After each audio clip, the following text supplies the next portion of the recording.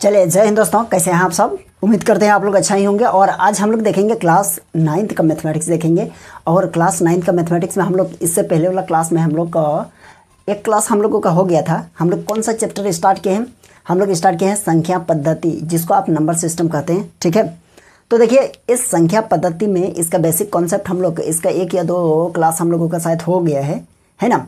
आप लोग का इसका प्लेलिस्ट बना हुआ है, आप चाहे तो इसका प्लेलिस्ट में जाके भी देख सकते हैं।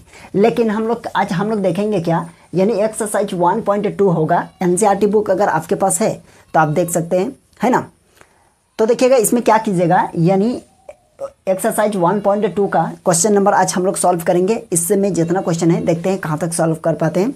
ज़्यादा क्वेश्चन तो नहीं है इसमें, 3 या 4 क्वेश्चन है, तो आज हो जाना चाहिए। ठीक है, तो देखिएगा क्या होगा।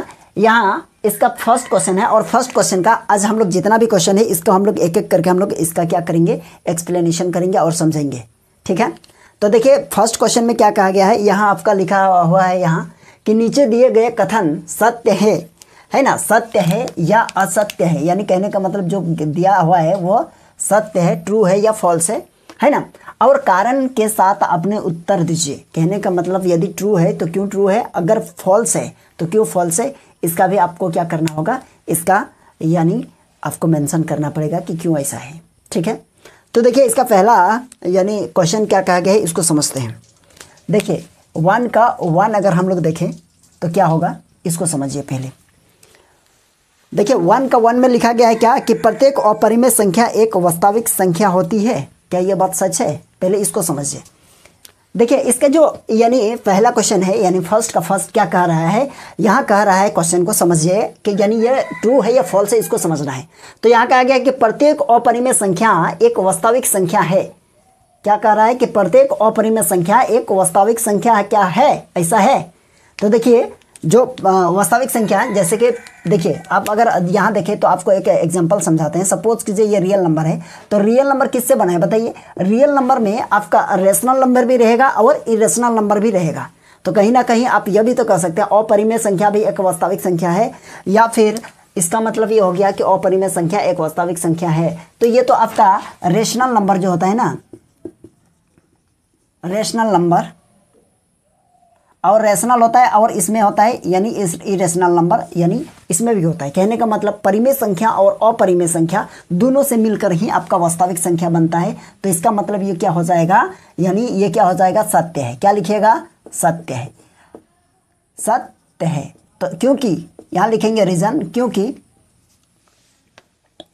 वास्तविक संख्या परिमेय संख्या एवं इसको थोड़ा सा हटा देते हैं, है ना। परिमेय संख्या जो वास्तविक संख्या है वो परिमेय संख्या और अपरिमेय संख्या से ही क्या होता है, यानी उसके संग्रह से ही इसका यानी निर्माण होता है। वास्तविक संख्या परिमेय तथा अपरिमेय, परिमेय तथा अपरिमेय संख्याओं का ही संग्रह है। क्या है, संग्रह है। कहने का मतलब उसी को मिला के एक वास्तविक संख्या बनता है। तो जब उसी को मिला के वास्तविक संख्या बनता है तो इसमें अपरिमेय संख्या आएगा ही आएगा। तो आप क्या कर सकते हैं, ये आपका क्या है, ट्रू है। ओके, ठीक है, ये बात समझ गए, ये ट्रू है। अब हम लोग सेकंड क्वेश्चन को देखेंगे। देखिए अब हम लोग क्या कर रहे हैं, यानी इसका सेकंड में क्या कहा गया है इसको समझिए। देखिए सेकंड क्वेश्चन में कहा गया है क्या कि संख्या रेखा पर प्रत्येक बिंदु, क्या कहा गया है, प्रत्येक बिंदु रूट m के रूप का होता है, जहां m एक प्रकृति संख्या है। यानी संख्या रेखा, देखिए आपको एक एग्जांपल छोटा सा समझाते हैं। सपोज कीजिए ये क्या है, एक संख्या रेखा है। यहाँ क्या होता है, 0 होता है। तो राइट तरफ क्या होगा, पॉजिटिव। जैसे ये 1 होगा, ये 2 होगा, ये 3 होगा, फिर ये डॉट डॉट सो ऑन, ये चलते रहेगा। इधर भी क्या हो सकता है बताइए, तो ये हो जाएगा आपका -1, ये होगा -2, और आप चाहे तो इधर हो सकता है -3, और ये भी इधर डॉट डॉट कहाँ तक चलते रहेगा, इन्फिनिटी तक, -इन्फिनिटी तक ये चलते रहेगा, है ना। जब ऐसा कुछ है, देखिए कह रहा है संख्या रेखा पर यदि ये है, सॉरी ये -2 है, ये है रूट m के रूप का होता है, जहां m एक प्रकृति संख्या है।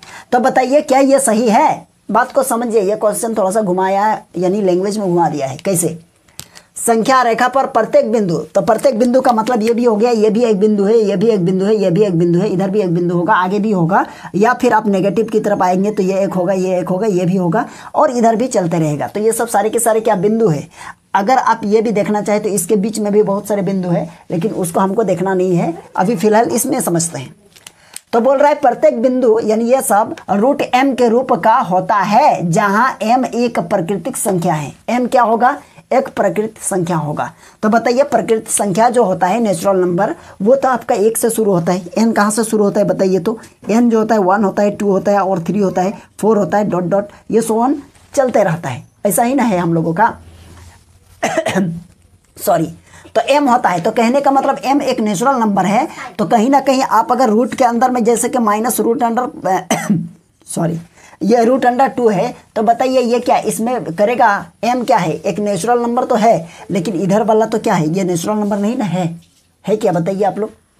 माइनस के तरफ का तो नेचुरल नंबर नहीं ना है। नेचुरल नंबर कहाँ से होना चाहिए कि नेचुरल नंबर आपका जो होना चाहिए वो कहाँ से होना चाहिए, यानी 1 से होना चाहिए, 0 भी नहीं लेंगे, है ना। तो कहीं ना कहीं ये हम लोगों का ये स्टेटमेंट जो कहा गया है, ये कहीं ना कहीं हम लोगों का फॉल्स यानी असत्य साबित हो रहा है, फॉल्स हो रहा है, ठीक है।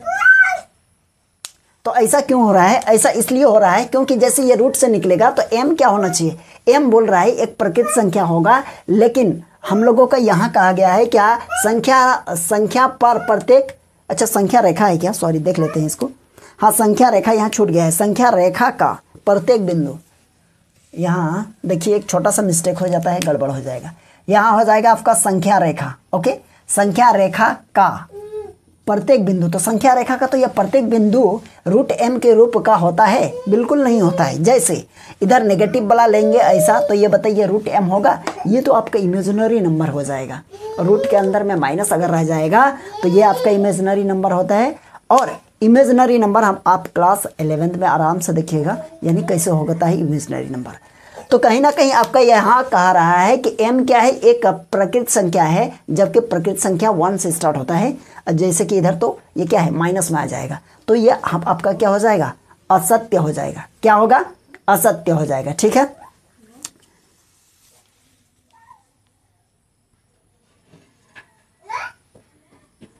तो यहाँ लिखेंगे हम लोग, इसको क्या लिखेंगे, यहाँ देखिएगा हम लोग लिखेंगे असत्य है। क्या लिखेंगे, असत्य है, असत्य है। क्यों है असत्य, क्योंकि यहाँ लिखेंगे क्योंकि कोई भी, यहाँ लैंग्वेज लिखेंगे कोई भी ऋणात्मक, है ना, कोई भी ऋणात्मक यानी नेगेटिव नंबर, ऋणात्मक कोई भी ऋणात्मक संख्या का वर्गमूल, है ना, इसका मतलब क्या है, वर्गमूल है ना, रूट का मतलब क्या है, वर्गमूल, ठीक है। यानी यहाँ क्या गया है, कोई भी ऋणात्मक संख्या, यानी कोई भी ऋणात्मक संख्या, यानी ऋणात्मक संख्या किसी प्राकृतिक संख्या का वर्गमूल नहीं है। तो क्या लिखेंगे, किसी, यहाँ लिख देते हैं, यानी किसी प्राकृतिक संख्या का वर्गमूल नहीं है। बात समझ रहे हैं, ये लैंग्वेज लिख दीजिएगा। चलिए ये हो गया होगा, क्योंकि देखिए इसका जो छोटा छोटा आपको पॉइंट है ना, यही समझना होगा, नहीं तो बाद में फिर भूल जाइएगा, है ना। खाली बहुत सारे स्टूडेंट क्या करते हैं, अच्छा रट लेते हैं यह सत्य है यह असत्य है, लेकिन क्यों है कैसे है इसको जानने का वह कोशिश नहीं करते हैं। तो आप लोग थोड़ा सा इसको समझिए, है ना। अगर आप छोटा छोटा बात को इग्नोर कीजिएगा, नहीं समझिएगा, तो फिर आपका ये प्रॉब्लम बड़ा हो जाएगा, फिर आगे जाकर भी आपका यही हल रहेगा, तो फिर गड़बड़ हो जाएगा, ठीक है। तो उम्मीद करते हैं आप लोगों को समझ में आ गया होगा, ठीक है।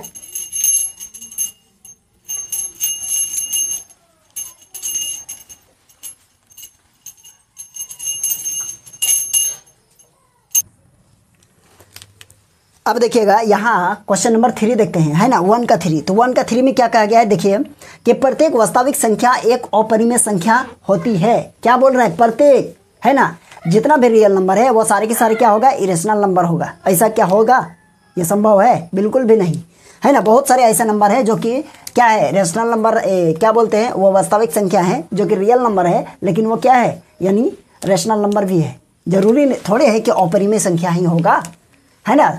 तो यहाँ लिखेंगे असत्य हो जाएगा, असत्य, असत्य है। क्यों है असत्य, है ना। एग्जाम्पल के तौर पर कुछ भी नंबर ले लेते हैं। एग्जाम्पल के तौर पर ये 2 ले लिए, है ना। एग्जाम्पल 2 क्या होगा, ये 2 क्या है, यह वास्तविक संख्या है ना। ये वास्तविक संख्या है, ये वास्तविक, चलिए संख्या है, वास्तविक संख्या है, ओके। लेकिन अपरिमेय संख्या नहीं है, लेकिन अपरिमेय संख्या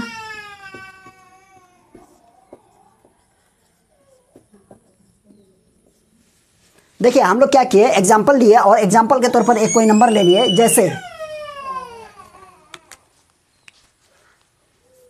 जैसे हम लोग लिए एग्जाम्पल लिया और एग्जाम्पल के तौर पर यहाँ क्या लिखे कि ये 2 जो है ना, 2 क्या है, यानी 2 यह वास्तविक संख्या है लेकिन अपरिमेय संख्या नहीं है। और यहाँ क्वेश्चन में कहा गया है कि प्रत्येक वास्तविक संख्या क्या होगा, अपरिमेय संख्या होती है। तो ऐसा बिल्कुल भी नहीं है और ये स्टेटमेंट क्या है, गलत है, ठीक है। और गलत क्यों है आप लोग समझ गए, तो आप इसका स्क्रीनशॉट ले लीजिए।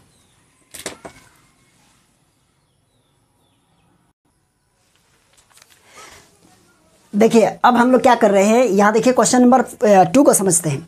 तो देखिए क्वेश्चन नंबर 2 में क्या कह रहा है, इसको समझिए आप लोग। क्वेश्चन नंबर 2 में कह रहा है क्या कि क्या सभी धनात्मक पूर्णांक, क्या कह रहा है, सभी धनात्मक पूर्णांक। तो सभी धनात्मक पूर्णांक के वर्गमूल अपरिमेय होते हैं, यानी अपरिमेय संख्या होते हैं। यदि नहीं तो एक ऐसी संख्या के वर्गमूल का उदाहरण दीजिए। यानी आप अगर ऐसा नहीं होता है तो हम लोग क्या करना होगा, हम लोग एक ऐसा संख्या का उदाहरण देंगे जिसका यानी क्या होता है, यानी अपरिमेय नहीं होता है, मतलब परिमेय होता है ना। अपरिमेय नहीं होता है, उदाहरण दीजिए। जो एक परिमेय संख्या होता है, क्या होना चाहिए, यानी परिमेय संख्या होना चाहिए। तो देखिए धनात्मक पूर्णांक बहुत हो सकता है। जैसे धनात्मक पूर्णांक क्या होगा, यहाँ देखिए 1 होगा, है ना, 1 होगा, 2 होगा और 3 भी होगा, है ना, 4 भी होगा, 5 होगा, 6 होगा, 7 होगा, 8 होगा, 9 होगा, डॉट डॉट डॉट डॉट चलते रहेगा। बात समझ रहे हैं कि नहीं। अगर धनात्मक पूर्णांक, यहाँ क्वेश्चन में कह रहा है क्या सभी धनात्मक पूर्णांकों के वर्गमूल अपरिमेय संख्या होती है। क्या ये बात सच है कि सभी धनात्मक पूर्णांकों की संख्या का जो वर्गमूल है, अच्छा वर्गमूल का मतलब क्या, जैसे आपको कहे कि 9 का वर्गमूल बताओ तो आप इसका रूट निकालते हो कि नहीं, तो या इसका वर्गमूल 3 निकल गया, यही तो है ना वर्गमूल। तो इसका वर्गमूल क्या होना चाहिए, यानी ये अपरिमेय संख्या होता है, ये स्टेटमेंट का कहना है। लेकिन हम लोगों को ये साबित करना है कि ऐसा होता है। अगर ऐसा नहीं होता है तो आपको एग्जाम्पल देना पड़ेगा, ठीक है, क्यों नहीं होता है। तो आपको बता दिए ये सारे के सारे क्या है, ये धनात्मक पूर्णांक है और धनात्मक पूर्णांक है तो वर्गमूल निकालना है। तो क्या ऐसा होता है, तो यहाँ होगा बिल्कुल नहीं होता है, यानी क्या होगा, नहीं होता है। क्या आंसर में क्या लिखिएगा, यानी इसका जो हल होगा उत्तर, इसमें लिखिएगा नहीं, उत्तर इसका हो जाएगा नहीं, है ना। उदाहरण दीजिए, यहाँ उदाहरण बोल रहा है ना कि उदाहरण, तो इसका उदाहरण हो जाएगा जैसे √1 क्या निकल जाएगा, 1 निकला, है ना। अगर हम लिखेंगे, जैसे लिखेंगे 4 हो गया, 4 भी तो इसी में आता है, तो 4 का निकलेगा 2। अगर आगे जाइएगा तो आपका कहीं ना कहीं ये 9 मिला, तो 9 का भी आपका क्या निकलेगा, 3। और ये सारे के सारे क्या है, ये अपरिमेय संख्या है ना। ये सारे के सारे क्या है, अपरिमेय संख्या है। लेकिन आपको कहा गया है कोई एक दे देना है, हम आपको 3 बता दिए, तो एग्जाम में आप कोई भी एक दे दीजिएगा, आपका काम चल जाएगा, है ना। और ये सारे के सारे क्या है, ये सारे के सारे परिमेय संख्या है। जैसे 1 3, अच्छा 1 2 3 सारे परिमेय संख्या है, क्या है, परिमेय संख्याएं हैं। चलिए बात समझे, ये सारे के सारे परिमेय संख्या है। अगर ये परिमेय संख्या है तो इसका स्टेटमेंट तो हो गया गलत, जिसकी वजह से हम लोग लिख दिया क्या, नहीं। ऐसा नहीं होता है कि सभी धनात्मक पूर्णांक का वर्गमूल अपरिमेय संख्या नहीं होता है, यानी कुछ कुछ धनात्मक पूर्णांक क्या है, यहाँ देख पा रहे हैं, है ना। ये क्या हो गया, परिमेय संख्या होगा, जो कि इसका स्टेटमेंट गलत हो गया। और आप ये लिखिएगा आंसर में, यहाँ से यहाँ तक लिख दीजिएगा, काम हो जाएगा, ठीक है। तो आप इसको उतार लीजिए, चलिए उतारिए।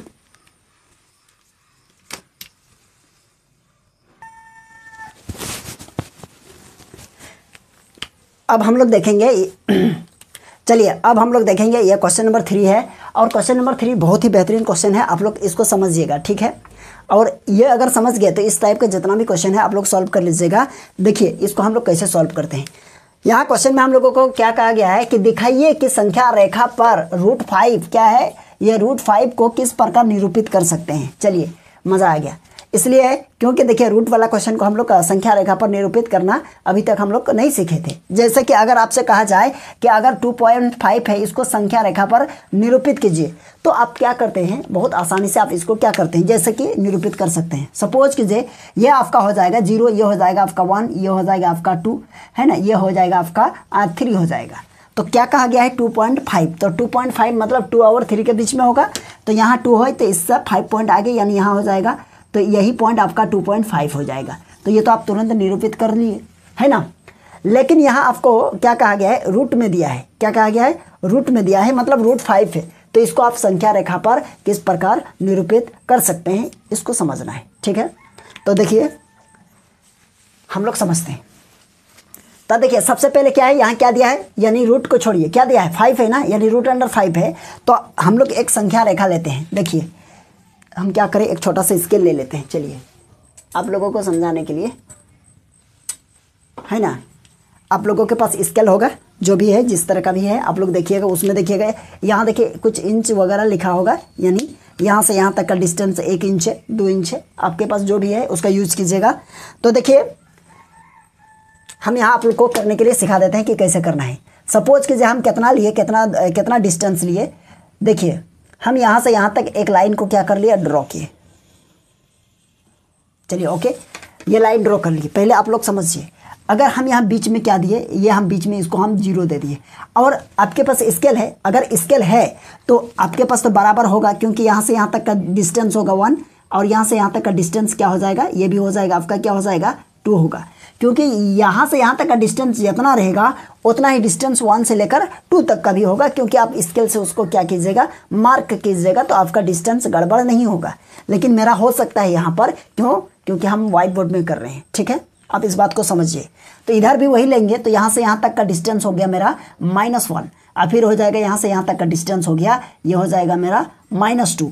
अगर आप चाहे तो इधर भी बढ़ा सकते हैं, अगर आप चाहे तो इधर भी कुछ और ऐसे बढ़ सकता है, लेकिन हम लोग कहाँ तक जाएंगे, जैसे यहाँ से यहाँ तक का कितना हो गया, 1 हो गया, यहाँ से यहाँ तक 2 हो गया, फिर यहाँ से यहाँ तक 3 हो गया, यहाँ से यहाँ तक 4 हो गया, है ना, 1 2 3 4। अगर इधर बढ़ाना चाहेंगे तो ये हो जाएगा आपका कितना, ये हो जाएगा 3 होगा, है ना, ये हो जाएगा आपका 3। चलिए हो गया। देखिए अब क्या करना है, आप इतना तक ड्रॉ कर लिए। अगर आप इधर 3 जाना नहीं चाहते हैं तो कोई दिक्कत नहीं। टोटल कितना नंबर मार्क कीजिएगा, यहाँ 1 2 3 4 5 हो गया, काम हो जाएगा। अब देखिएगा क्या कीजिएगा, यानी यहाँ से यहाँ जहाँ पर आपका 0 है, यहाँ पर आप क्या कीजिएगा, आपके पास क्या रहेगा, यानी पेंसिल प्रकार वगैरह सारा चीज़ होगा आपके पास। तो यहाँ एक पॉइंट यहाँ 0 होगा, यहाँ मार्क कीजिएगा, ओके। और यहाँ से यहाँ 2 पॉइंट तक आगे जाइएगा, तो यहाँ से यहाँ 1 पॉइंट और यहाँ से यहाँ 1 पॉइंट, यानी ये हो जाएगा क्या, 2 पॉइंट हो गया यहाँ तक। चलिए हो गया, समझ गए। अगर यहाँ दूसरा पॉइंट है, इस पर लंब डालिएगा। लंब कैसे डालिएगा, इस पॉइंट पर इधर से इधर लंब डालना है। तो लंब डालने के लिए आपको क्या करना पड़ेगा, एक डिवाइडर की मदद से भी आप लंब डाल सकते हैं, है ना, प्रकार जिसको बोलते हैं प्रकार की मदद से, या फिर आपके पास जो इस तरह का नहीं रहता है चंदा या क्या बोलते हैं, है ना, इस तरह का डी बॉक्स इस तरह का नहीं रहता है, जिसमें ये 90 डिग्री 80 डिग्री वॉटएवर जो भी रहता है, तो उसको आप क्या रखिएगा, इसको इस तरह पकड़ के ऐसे इसमें रखिएगा यहाँ पर, और आपका जो यहाँ पर यहाँ ऐसे ऐसे 90 डिग्री रहता है यहाँ पर, उसी में आप मार्क कर लीजिएगा, और स्केल से ऐसे कर लीजिएगा ऐसे, और ये इस तरह का 90 डिग्री हो जाएगा। चलिए हो गया, हम मार्क कर लिए। देखिए मेरा थोड़ा सा घसक गया है, इधर आगे हो गया, है ना, जबकि यहाँ होना चाहिए, लेकिन आप लोग एडजस्ट कर लीजिएगा। यहाँ से यहाँ तक कितना डिस्टेंस लिए, 2 यूनिट। कितना लेना है, 2 यूनिट। और क्यों लेना है, कैसे लेना है, बता रहे हैं। यहाँ से यहाँ तक का डिस्टेंस 2 यूनिट लेना है, और ऊपर कितना दूरी लेना है, 1 यूनिट। यानी यहाँ से यहाँ तक का डिस्टेंस जितना है उतना ही यहाँ से यहाँ तक का डिस्टेंस लीजिएगा, 1 यूनिट। सपोज कीजिए 1 यूनिट यहाँ हो गया, क्या हो गया, 1 यूनिट यहाँ पर हो गया। अब ये काम क्यों नहीं कर रहे, देखिए अब इसको कलर कर रहे हैं तो ये मिट रहा है। यहाँ तक 1 यूनिट हो गया ना, आप समझ रहे हैं, यहाँ से यहाँ तक 1 यूनिट हो गया, ओके। अब देखिएगा यहाँ से यहाँ पर आप क्या कीजिएगा, यहाँ से यहाँ तक आप क्या कीजिएगा, यहाँ से यहाँ तक ऐसे लाइन यहाँ पर कर दीजिएगा, ठीक है। स्केल से कीजिएगा, हाथ से नहीं कीजिएगा। अगर आप स्केल से कीजिएगा तो यहाँ से यहाँ तक ये हो जाएगा, और ये 90 डिग्री किए हैं ना, लंब किए हैं, तो ये 90 डिग्री हो जाएगा आपका, हाँ या ना, ये बात को समझिए। और यहाँ से यहाँ तक का डिस्टेंस कितना है आपका, 1 यूनिट हो गया है ना।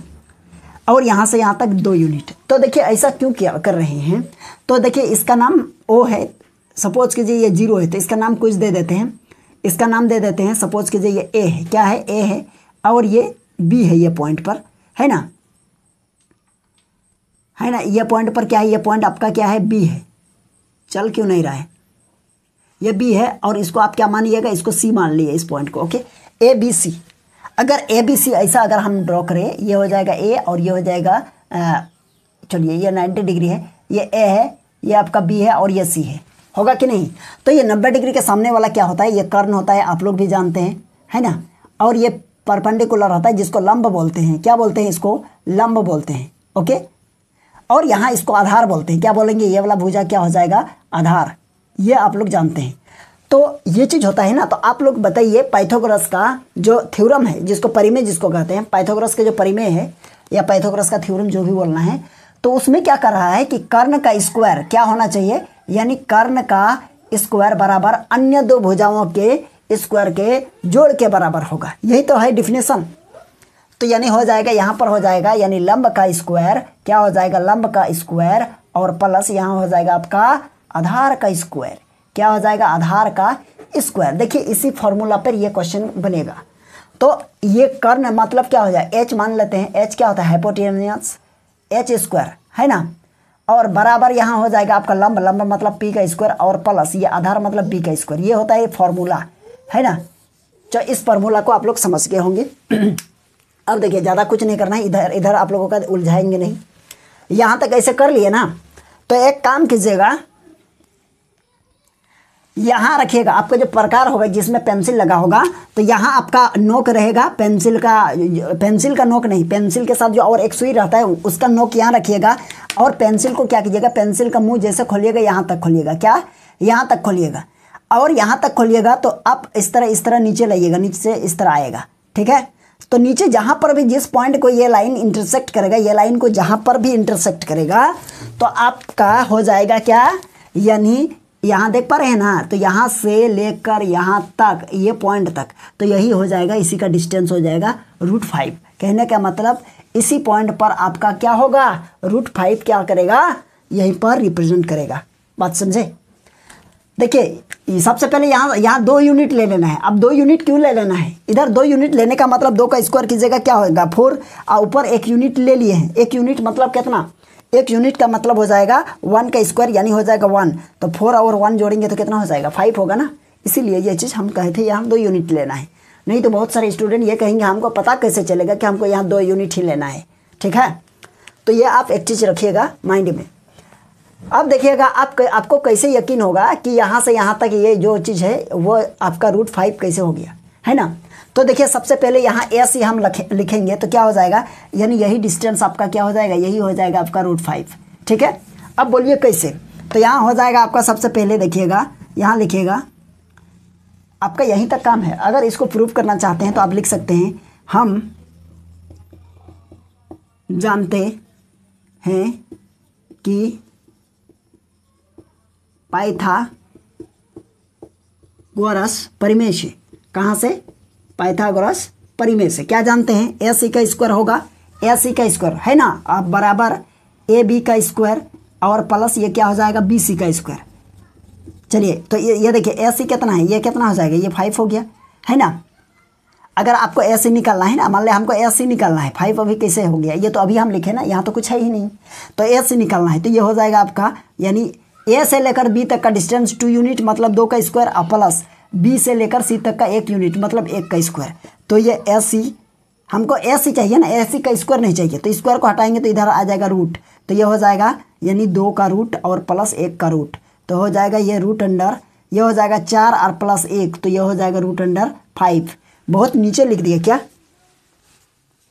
चलिए दिख रहा है। तो ये हो जाएगा ए सी का वैल्यू देखिए कितना आ गया, ये √5 आ गया।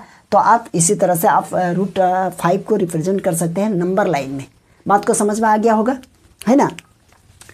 तो देखिए ये थोड़ा सा आप लोगों के लिए क्या था, यानी समझने वाला चीज़ था। देखिए बहुत सिंपल है, यहाँ से यहाँ 2 यूनिट ले लेना है और फिर ऊपर 1 यूनिट ले लेना है और फिर यहाँ से यहाँ तक क्या कीजिएगा, एक लाइन खींच, ये परपेंडिकुलर खींच दीजिएगा, इसके बाद यहाँ से यहाँ मिला दीजिएगा, है ना। और मिलाने के बाद यहाँ पेंसिल, ये क्या बोलते हैं, सुई का नोक रखिएगा और पेंसिल को ओपन कीजिएगा यहाँ तक, और जो नीचे जहाँ आएगा वही पॉइंट आपका क्या हो जाएगा, यानी वहीं पर आपका √5 रिप्रेजेंट करेगा, ठीक है। चलिए आप इसको उतारना चाहे तो उतार लीजिए। चलिए हम लोगों के पास ये हो गया होगा। हम लोगों के पास और एक क्वेश्चन बचा हुआ है, जो कि क्वेश्चन नंबर क्या है, क्वेश्चन नंबर ये 4 है। और क्वेश्चन नंबर 4 में यह कह रहा है कि कक्षा के लिए क्रियाकलाप, कहने का मतलब ये क्रियाकलाप है।